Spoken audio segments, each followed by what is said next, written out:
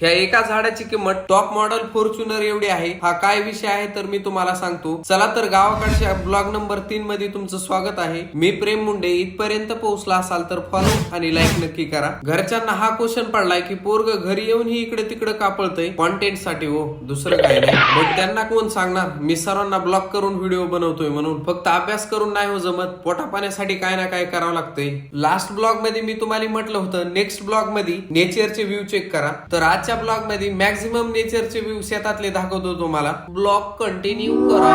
हे बघा पहिला सीन, हे सगळं गांजा नियोजन आहे हो।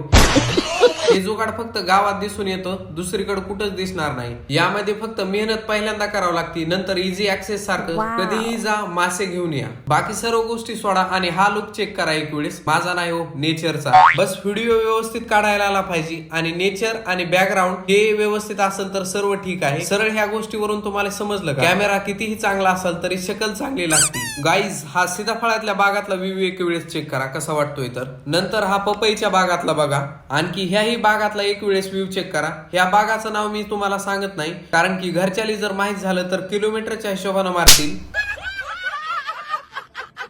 बट याबद्दल मी थोडीशी इन्फॉर्मेशन देऊ शकतो। ह्या झाडाची एज जशी वाढल तशी ह्या झाडाच्या किमतीची प्राइस डबल होत चालती आणि ह्याला इंटरनॅशनल मार्केट मध्ये बहुत प्राइस मध्ये विकलं जातं। हे तर बघा भाई साहेब, डोळे बघून तृप्त झाले बाबा।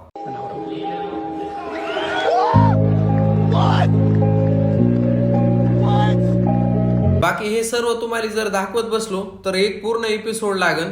बस आजच्यासाठी एवढंच, बट लास्टला एक गोष्ट मी बोलून जातो, वावर आहे तर पावर आहे भावा। शेती ऐकायची नसते हो, शेती राखायची असते।